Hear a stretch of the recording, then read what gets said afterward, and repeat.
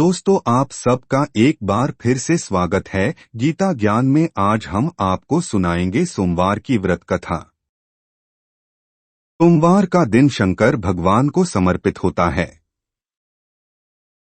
आज के दिन भक्त भोलेनाथ को प्रसन्न करने के लिए विशेष पूजा अर्चना करते हैं।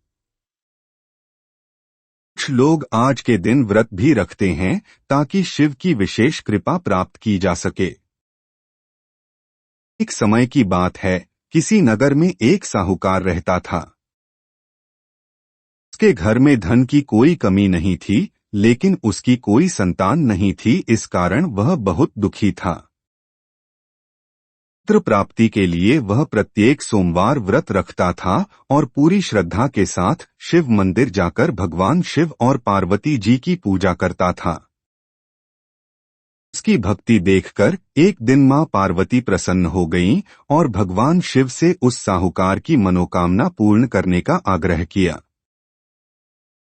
पार्वती जी की इच्छा सुनकर भगवान शिव ने कहा कि हे पार्वती, इस संसार में हर प्राणी को उसके कर्मों का फल मिलता है और जिसके भाग्य में जो हो उसे भोगना ही पड़ता है। लेकिन पार्वती जी ने साहूकार की भक्ति का मान रखने के लिए उसकी मनोकामना पूर्ण करने की इच्छा जताई। माता पार्वती के आग्रह पर शिवजी ने साहूकार को पुत्र प्राप्ति का वरदान तो दिया, लेकिन साथ ही यह भी कहा कि उसके बालक की आयु केवल 12 वर्ष होगी। माता पार्वती और भगवान शिव की बातचीत को साहूकार सुन रहा था। से ना तो इस बात की खुशी थी और ना ही दुख। वह पहले की भांति शिवजी की पूजा करता रहा। कुछ समय के बाद साहूकार के घर एक पुत्र का जन्म हुआ। जब वह बालक 11 वर्ष का हुआ तो उसे पढ़ने के लिए काशी भेज दिया गया। साहूकार ने पुत्र के मामा को बुलाकर उसे बहुत सारा धन दिया और कहा कि तुम इस बालक को काशी विद्या प्राप्ति के लिए ले जाओ और मार्ग में यज्ञ कराना। जहाँ भी यज्ञ कराओ वहाँ ब्राह्मणों को भोजन कराते और दक्षिणा देते हुए जाना।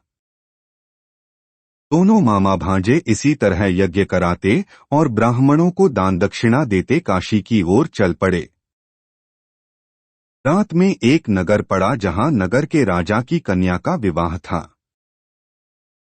लेकिन जिस राजकुमार से उसका विवाह होने वाला था वह एक आंख से काना था।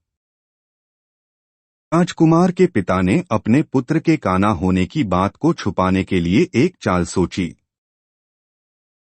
साहूकार के पुत्र को देखकर उसके मन में एक विचार आया। उसने सोचा, क्यों न इस लड़के को दूल्हा बनाकर राजकुमारी से विवाह करा दूं।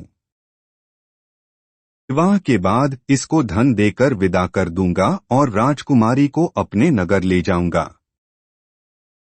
लड़के को दूल्हे के वस्त्र पहनाकर राजकुमारी से विवाह कर दिया गया।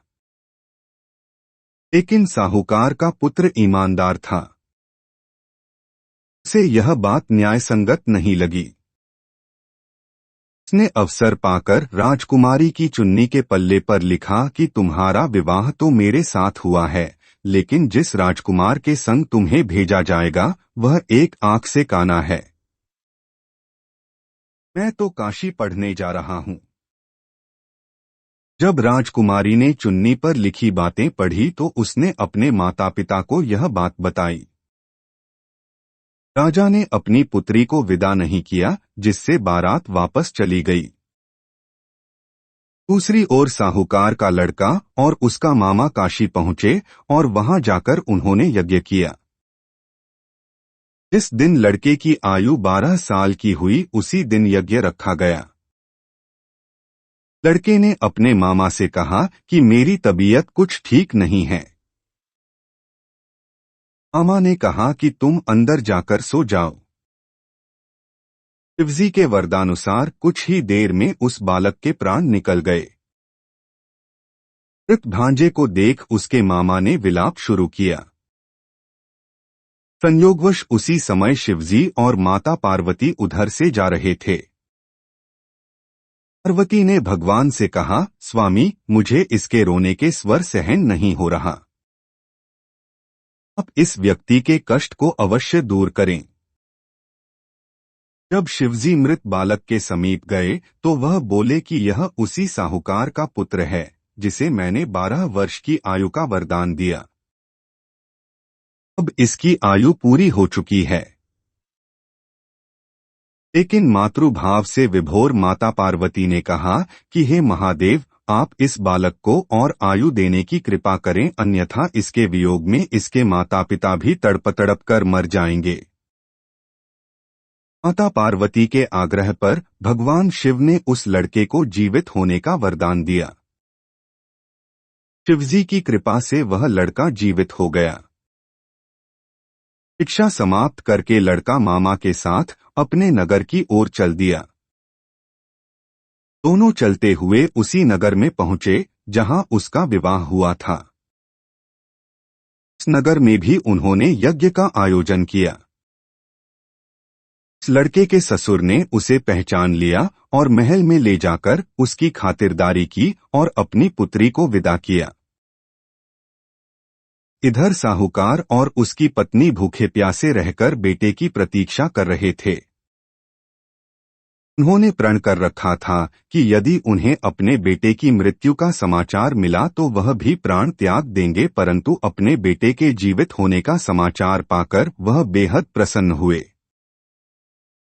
इसी रात भगवान शिव ने व्यापारी के स्वप्न में आकर कहा, हे श्रेष्ठी, मैंने तेरे सोमवार के व्रत करने और व्रत कथा सुनने से प्रसन्न होकर तेरे पुत्र को लंबी आयु प्रदान की है।